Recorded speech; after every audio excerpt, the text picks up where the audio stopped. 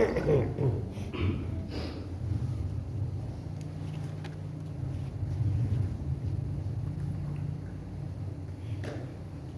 بالله من الشيطان الرجيم. بسم الله الرحمن الرحيم. السلام عليكم ورحمة الله وبركاته. وعليكم السلام.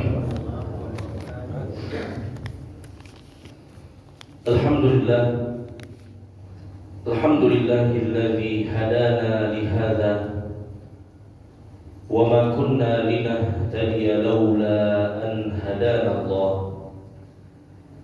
أشهد أن لا إله إلا الله وحده لا شريك له، وأشهد أن محمدا عبده ورسوله صلى الله عليه وسلم، المبعوث رحمة للعالمين الذي لا نبي بعده. اللهم فصل وسلم وبارك وأنعم على هذا النبي الكريم وعلى آله وصحبه ومن تبعهم بإحسان إلى يوم الدين. أما بعد، kaum muslimin wal muslimat, hadirin wal hadirat, Bapak Ibu jamaah Masjid Surau Darul Jannah yang semoga senantiasa dirahmati dan dimuliakan oleh Allah Subhanahu wa taala.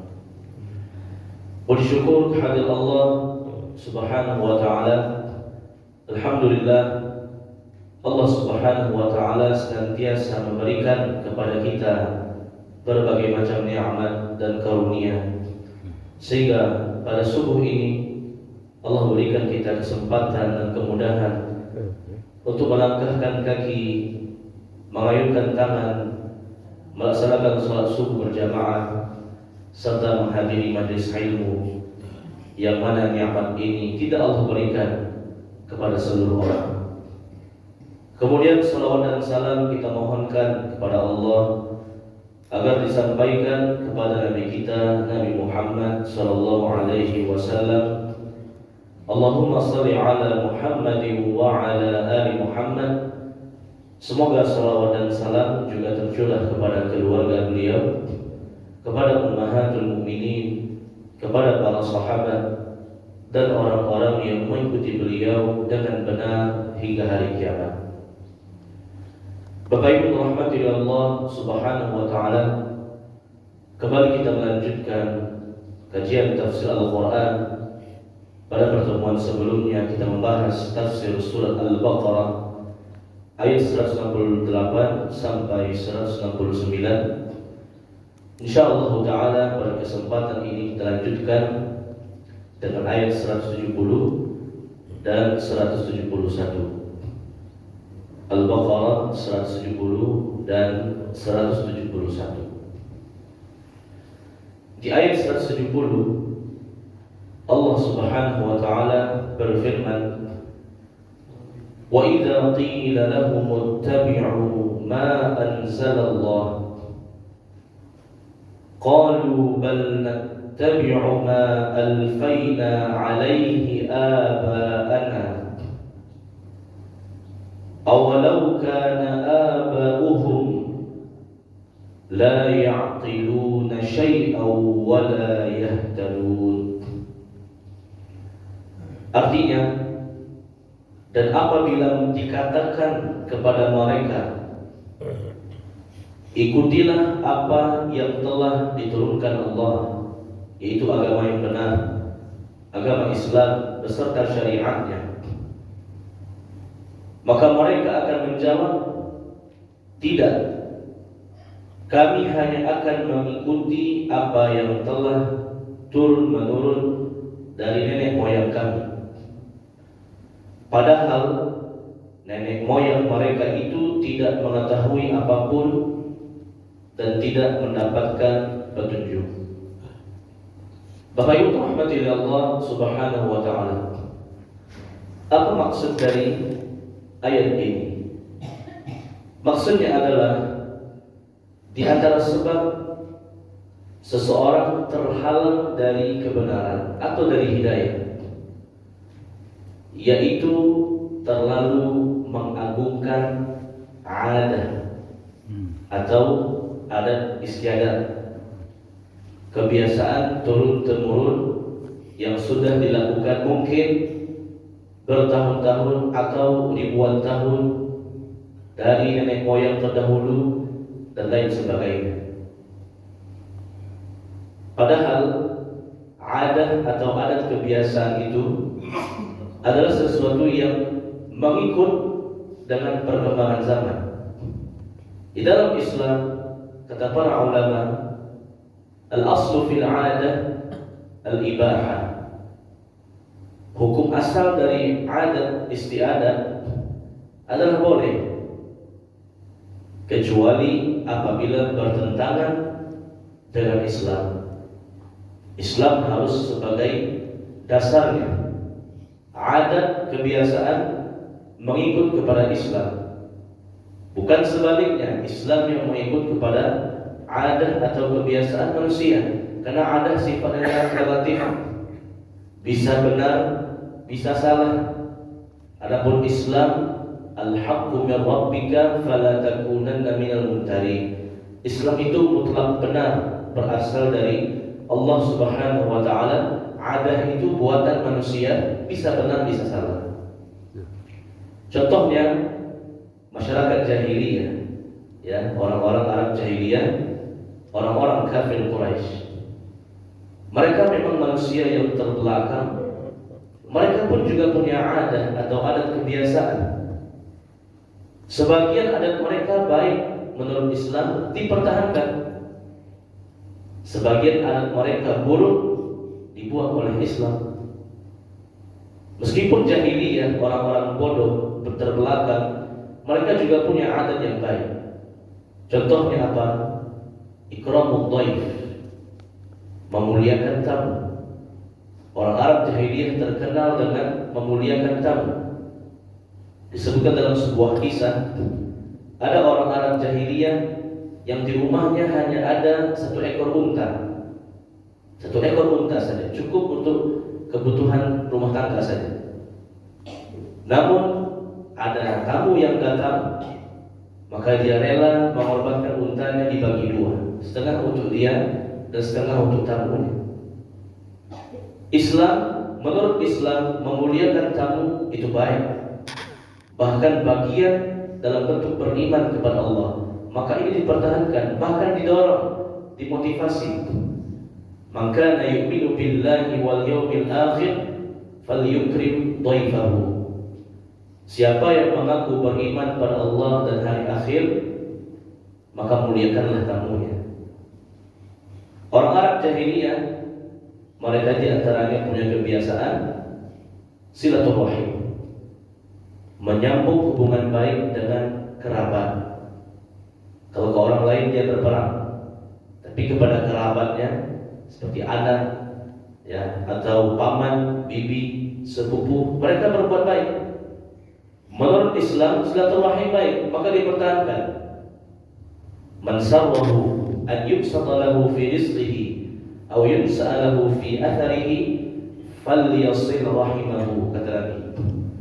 Siapa yang ingin murah rezeki, panjang umur, maka sambunglah rahimnya, berbuat baiklah kepada keluarga dan kerabatnya. Didorong oleh Islam. Di antara contoh kebiasaan baik orang jahiliyah, mereka rajin berderma atau bersedekah. Dalam Islam, sedekah itu baik, bahkan diperintahkan untuk berzakat. Wa aqimus shalah wa atuz zakat. Dirikan salat, tunaikan zakat. Ini sifat dari adat. Kalau itu baik menurut Islam, maka didorong, bahkan dipertahankan. Sebaliknya orang Arab jahiliyah pun ada adat-adat yang tidak baik, adat-adat yang bertentangan dengan Islam. Contohnya menyembah berhala, menyembah batu, ada yang menyembah pohon, ada yang menyembah batu. Dalam Islam tak boleh. Ani'budullah wajtanibut taghut. Menyembah itu hanya kepada Allah. Tidak boleh menyembah kepada taghut, tuhan-tuhan selain Allah. Enggak boleh. Menurut Islam enggak boleh. Dalam Islam itu harus tauhid, menyembah satu Tuhan, tidak boleh menyembah banyak Tuhan. Maka ini ditinggalkan. Orang Arab jahiliyah, mohon maaf, mereka berzina, mereka minum minuman keras. Dalam Islam ini nggak boleh, maka harus dibuang. Wala taqrabuz zina innahu kana fahishatan wa sa'a sabila. Jangankan berbuat zina, kata Allah, mendekatinya saja nggak boleh, apalagi melakukannya, karena itu merupakan seburuk-buruk jalan. Innamal khamru wal maisiru wal ansabu wal azlamu rijsun min amali syaitan. Sesungguhnya berjudi, ini juga kebiasaan jahiliyah. Wal khamr, minuman keras. Wal ansab, mengundi nasib dengan anak panah. Wal azlam, mengundi nasib dengan anak panah. Wal ansab, memberikan sesajen. Jadi semua kebiasaan orang Arab jahiliyah. Rijsun, ini semua perbuatan yang buruk, kata Allah. Min amali syaitan, perbuatan setan. Fajtanibuh, tinggalkan itu semua. Menurut Islam, minuman keras, berjudi, mengundi nasib dan anak panah, memberikan sesajen kepada setan, arwah-arwah penunggu, ini semua tidak boleh. Tinggalkan. La'allakum tuflihun, agar kamu mendapatkan keberuntungan. Di antara juga kebiasaan orang Arab jahiliyah, mereka mengubur anak perempuan hidup-hidup, ya, karena menurut mereka anak perempuan itu adalah aib, sesuatu yang memalukan.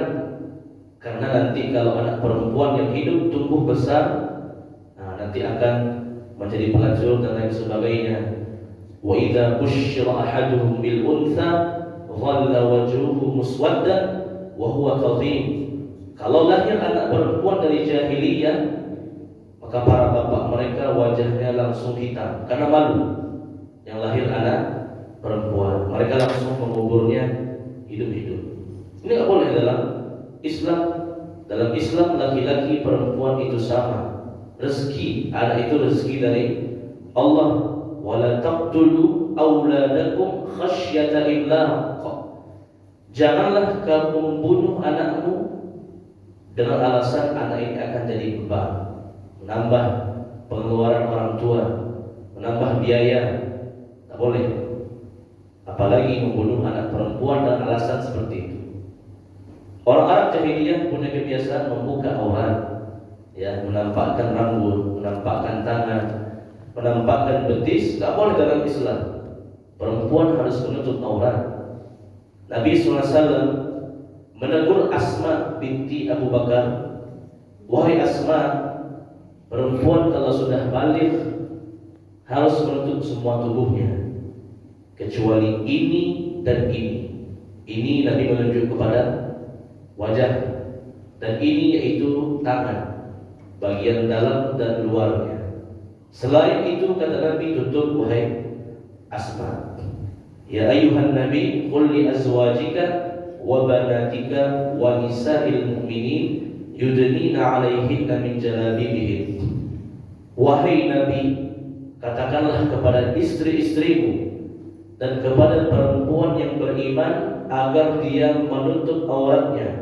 Kalau bisa jilbabnya itu lebar, ya, tidak membentuk lekuk-lekuk dari tubuhnya.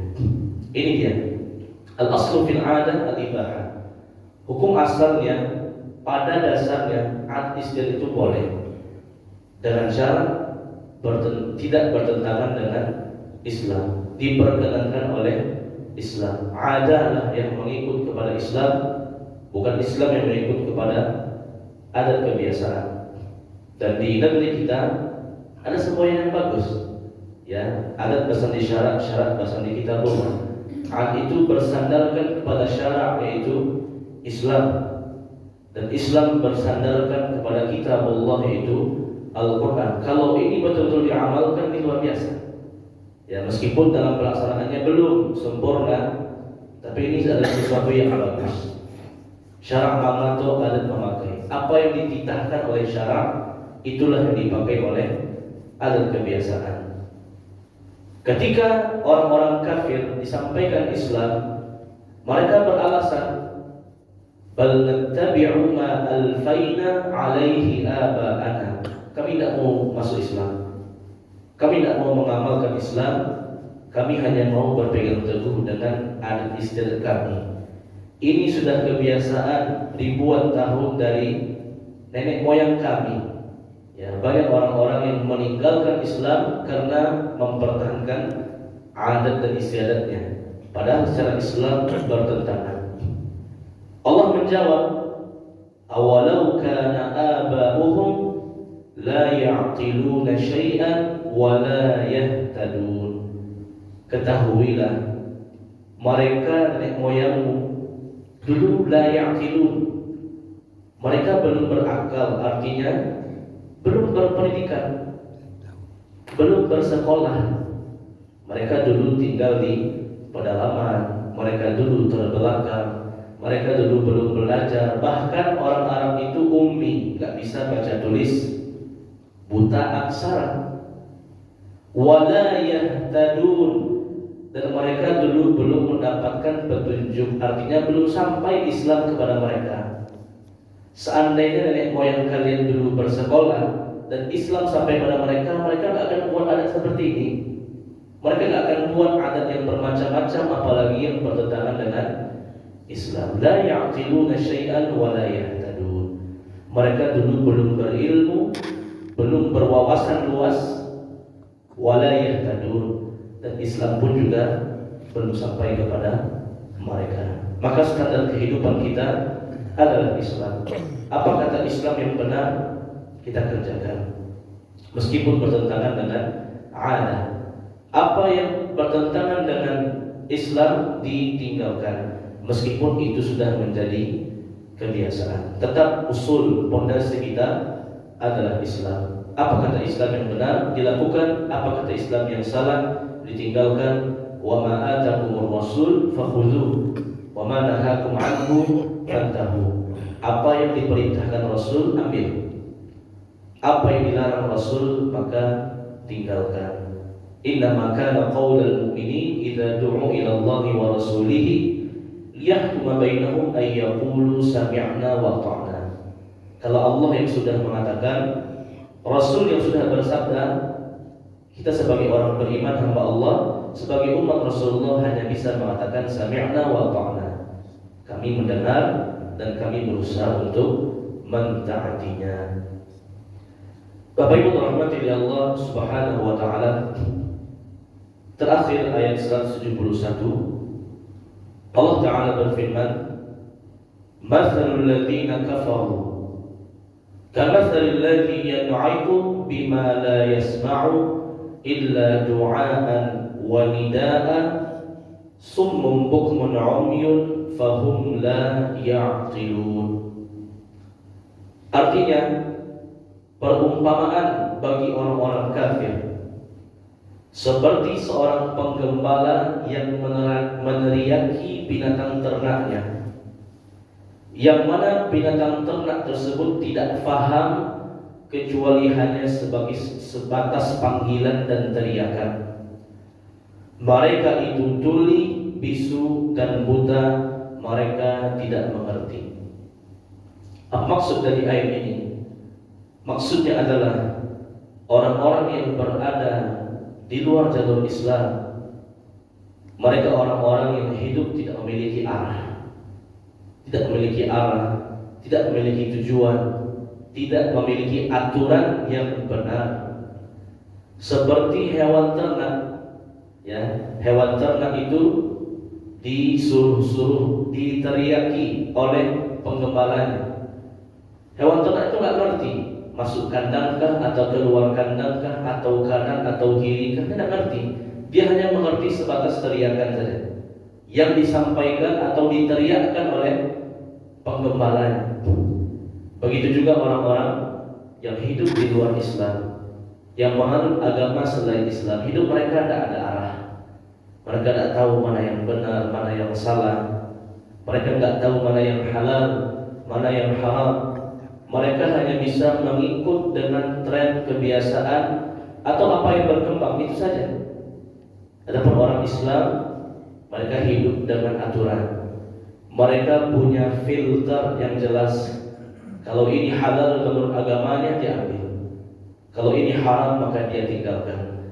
Adapun orang-orang kafir non-Islam sangat disayangkan. Kalau mereka tetap dalam agama mereka, mereka akan terombang-ambing, pusing karena nggak punya aturan yang jelas, seperti binatang ternak yang hanya mengerti teriakan saja dari penggembalannya, namun tidak tahu apa instruksi yang disampaikan oleh penggembala hewan ternak tersebut. Makanya Allah mengatakan ulaika kal an'am bal hum adall. Orang-orang kafir itu seperti binatang ternak, bahkan mereka lebih hina daripada itu. Ulaika humul ghafilun. Mereka lah orang-orang yang lalai dari petunjuk Allah Subhanahu wa ta'ala. Summun bukmun umyun fahum la ya'qilun. Mereka tuli, mereka punya telinga, bisa mendengar, tapi telinga mereka tidak mendapatkan ayat-ayat Allah. Bukmun, mereka bisu, padahal bisa bicara, tapi mulut mereka tidak sanggup mengucapkan 2 kalimat syahadat. Umyun, mereka buta, padahal mereka punya mata bisa melihat, tapi mata mereka tidak bisa melihat kebenaran. Fahum la ya'qilun, mereka pun juga tidak mengerti. Beruntunglah kita, bersyukurlah kita kepada Allah. Allah menganugerahkan kita nikmat Islam. Islamlah yang akan membimbing kita menuju Allah, yang mengantarkan kepada surga dengan aturan yang jelas yang dapat membimbing kehidupan kita. Allah Ta'ala alam bisawab. Inilah kajian tafsir kita pada subuh ini, Al-Baqarah 170 dan 171. Kesimpulannya adalah al-'adah, al-aslu fil 'adah al-ibahah. Hukum asalnya adat, kebiasaan itu boleh selagi tidak bertentangan dalam Islam. Apa yang diperkenankan oleh Islam diamalkan, diteruskan, bahkan dimotivasi. Apa yang bertentangan dalam Islam maka ditinggalkan. Apa yang sesuai dengan Islam maka dilanjutkan. Pelajaran berikutnya, beruntunglah kita hidup sebagai Muslim yang Allah berikan petunjuk berupa Islam, Al-Quran dan Sunnah. Tinggal mengamalkannya. Kata Nabi, lan tadillu abada. Kamu tidak akan tersesat selamanya. Kamu punya arah yang jelas.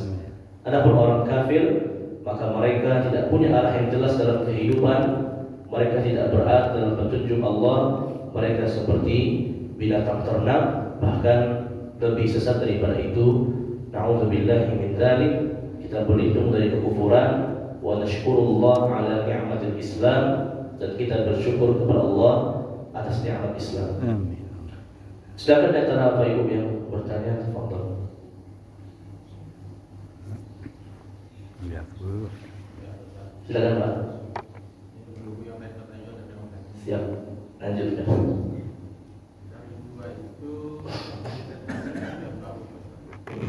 Ada juga dalam Quran tentang kamu berpikir akan kamu berpikir. Ya. Berpikir itu biasanya kan pakai logika. Benar. Nah, logika itu banyak sendiri kan, kalau iman juga berpikir itu istilah kan. Makanya banyak orang ngandung saya kayak PKI mengajarkan itu karena berpikir kan, Ustaz ini pakai logika. Iya. Nana, bantu aduna do, mau buktinya kita minta ke Tuhan, Romen.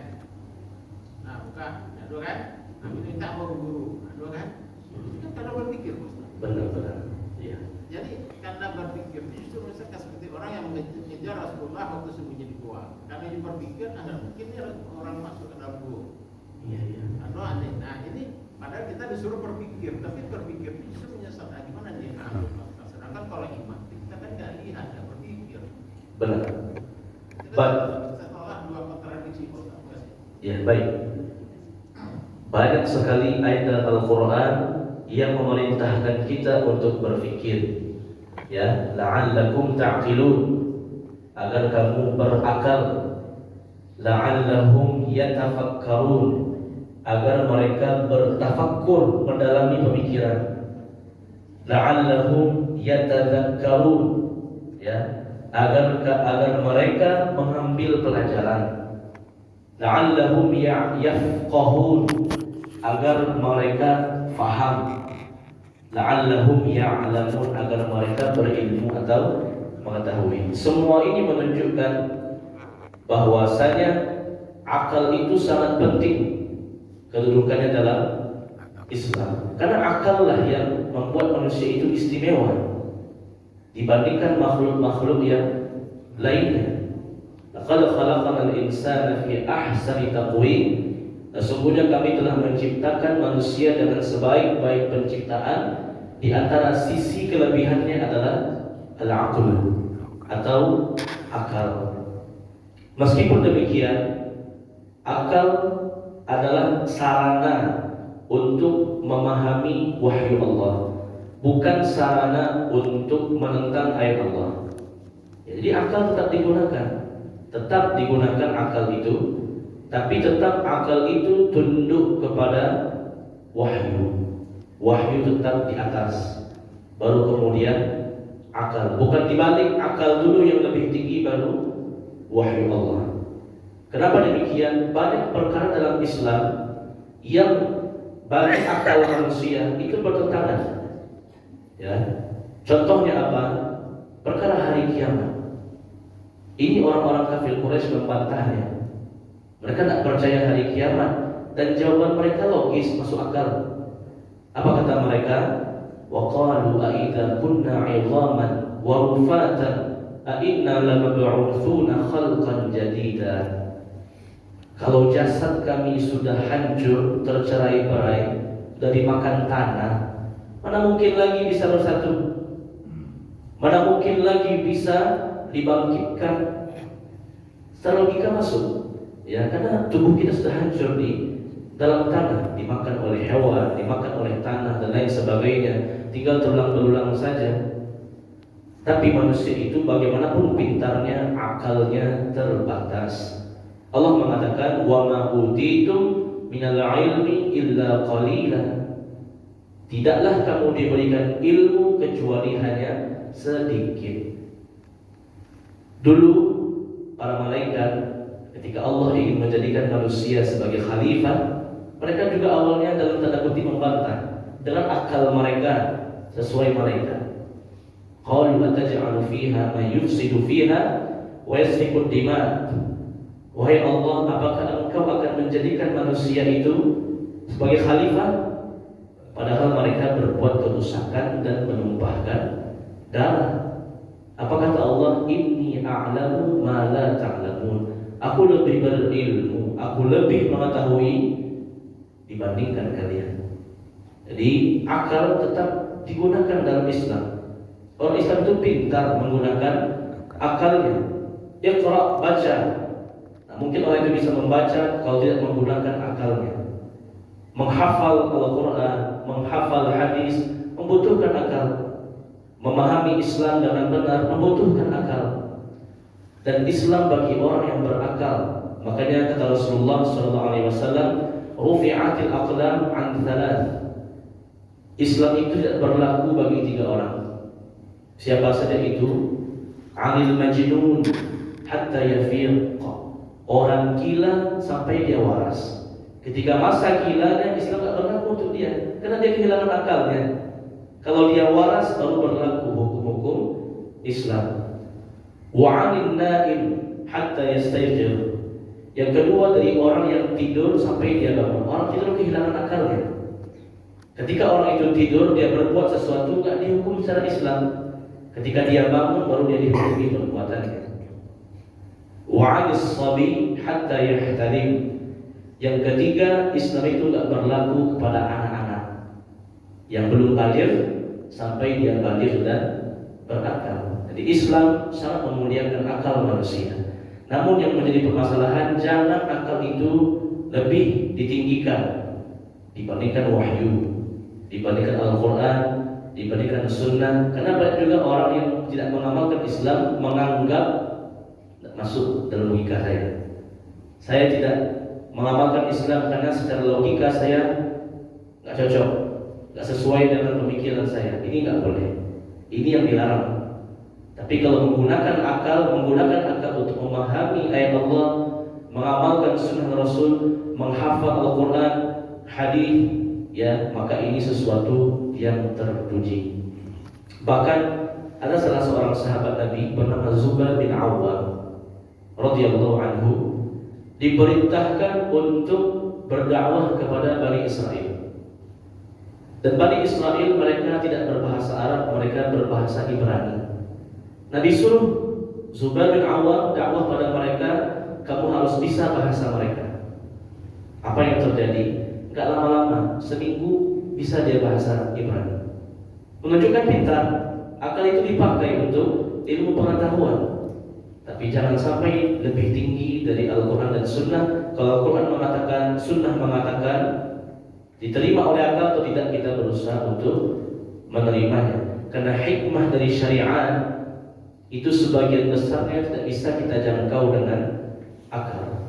Gak perlu jauh-jauh. Salat misalkan, kenapa salat itu gerakannya takbir, rukuk, sujud, tahiyat? Bisa tidak akal mengkajinya? Tidak bisa. Kenapa salat subuh itu 2? Kenapa tidak 5 saja? Kenapa isya itu 4? Kenapa tidak 3 saja? Kenapa maghrib itu 3? Kenapa tidak 2 saja? Ini akal tidak akan bisa. Untuk perkara salat saja, akal tidak bisa memahaminya. Apalagi perkara-perkara yang lain dalam Islam. Umat Islam itu pintar menggunakan akalnya, tapi tetap landasan hidupnya adalah Al-Quran dan Sunnah. Akal berusaha digunakan untuk memahami ayat Allah. Ketika ayat digunakan memahami ayat Allah dan hadis, maka akal itu akan semakin baik, akan semakin cemerlang kembali kepada fitrahnya. Apapun yang ada dalam Islam, kita berusaha untuk menerimanya, meskipun kita belum mengetahui hikmah atau belum kita mengerti secara akal. Ya, Allah a'lam bishawab. Silakan Pak. Waalaikumsalam.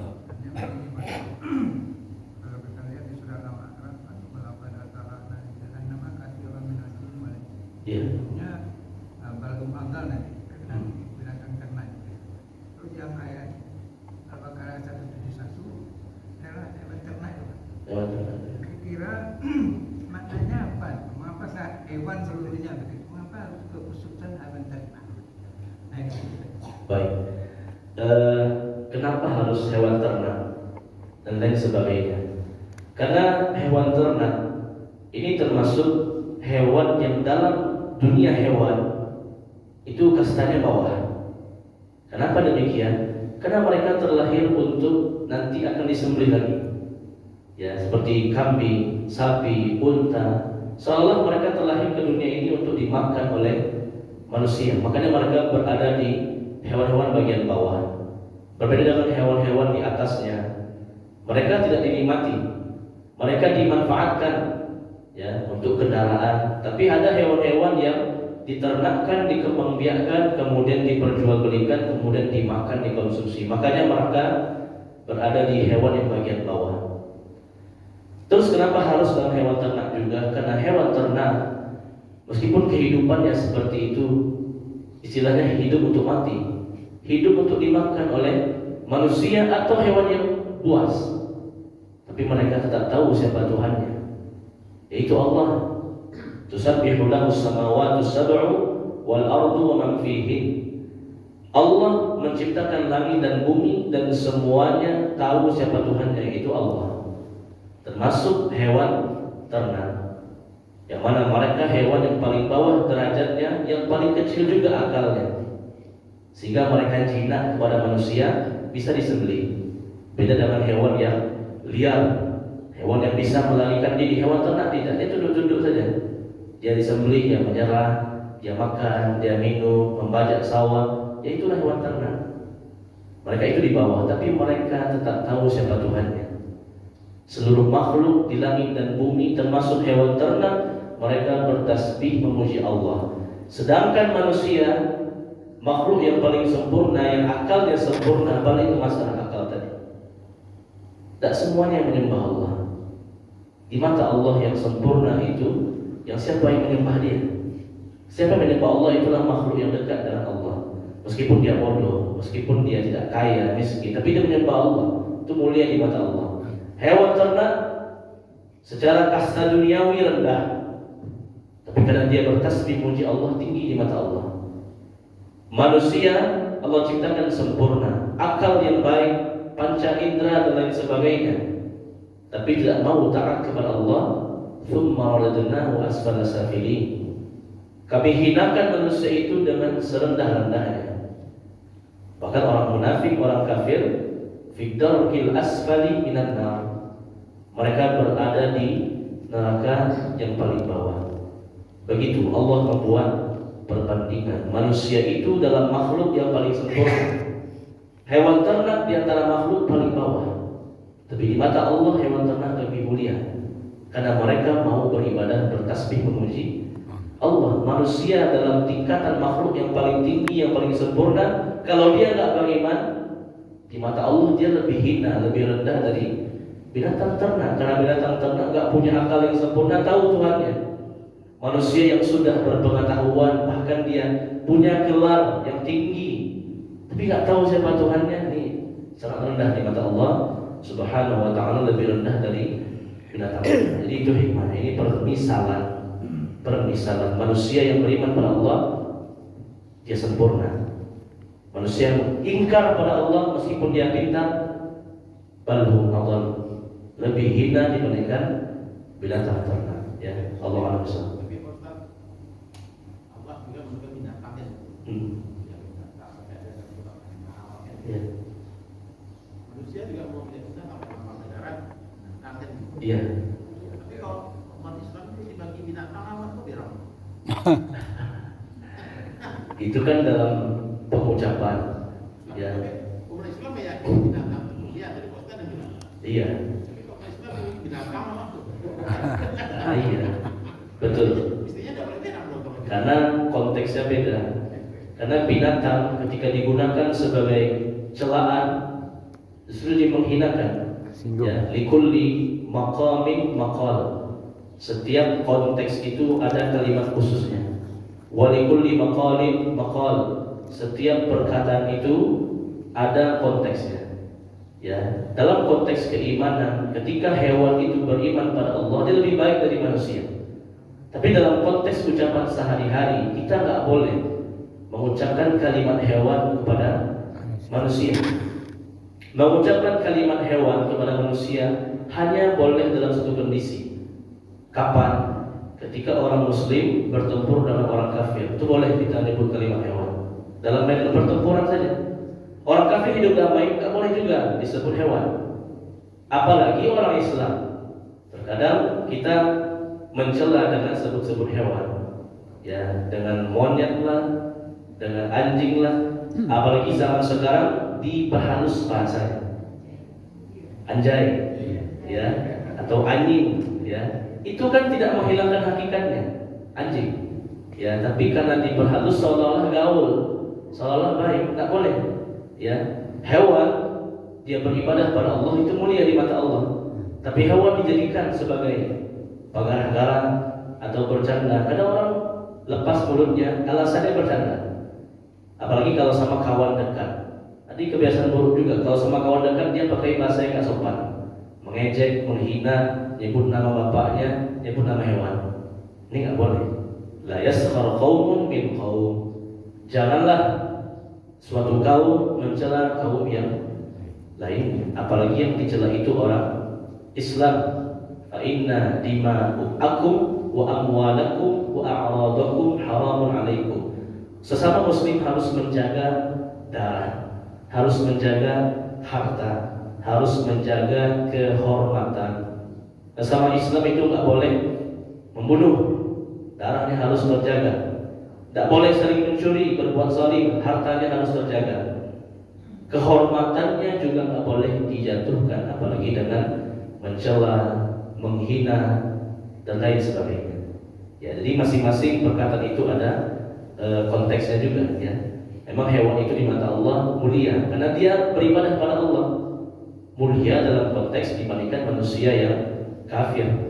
Tapi kalau hewan dijadikan sebagai celaan, hinaan, itu tidak diperbolehkan karena beda kasus dan kondisi. Bahkan dulu orang Arab jahiliyah, ini juga kebiasaan Arab jahiliyah, aneh juga. Mereka menamakan anak-anak mereka dengan hewan, ya, seperti kilab. Kilab itu anjing, seperti jimal, unta. Ya, aneh juga. Ketika datang masa Islam, Nabi ubah. Nama itu kasih yang baik. Ya, nama itu kasih yang bagus. Masa kasih nama anak kilab, anjing? Masa kasih nama anak jimal, unta? Sebagian sahabat yang nama-nama mereka nama-nama hewan itu diganti oleh Rasulullah SAW dengan nama yang lebih baik. Karena nama itu akan disebut-sebut, dipanggil-panggil, dan nama itu karena disebut maka sebagian dari doa. Min ba'dil qawli ad-du'a, kata para ulama. Sebagian perkataan itu adalah doa. Namanya kilab anjing, dipanggil terus, dipanggil terus. Itu akan menjadi doa. Nanti perangainya jadi seperti itu juga. Nah, sebagian orang Arab menamakan nama anaknya kirdun, ya, hewan atau monyet atau kera. Aneh juga, ya. Itu pula adatnya dulu dibersihkan oleh Rasulullah SAW. Membuat nama, memanggil orang harus dengan kalimat-kalimat yang baik, ya. Allah Akbar. Kita cukupkan dan mudahan bermanfaat dapat kita pahami, dapat kita amalkan. Terlebih terkurang mohon dimaafkan. Subhanallah bihamdik, asyhadu an la ilaha illa anta, astaghfiruka wa atubu ilaik. Wa sallallahu ala nabiyyina Muhammad wa ala alihi wa sahbihi. Walhamdulillahi rabbil alamin. Wabillahi taufiq wal hidayah. Assalamualaikum warahmatullahi wabarakatuh. Waalaikumsalam warahmatullahi wabarakatuh.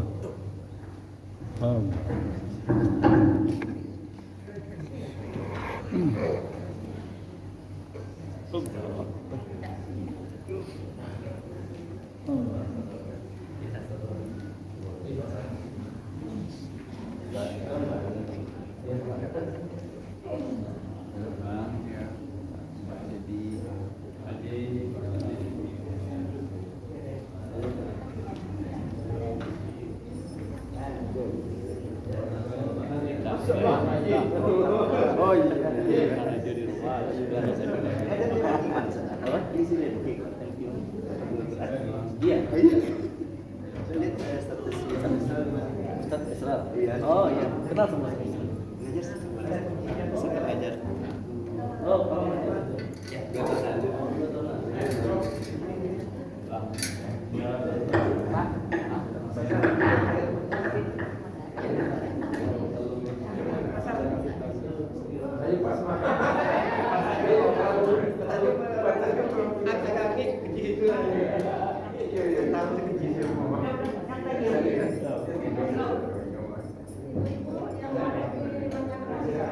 Iya,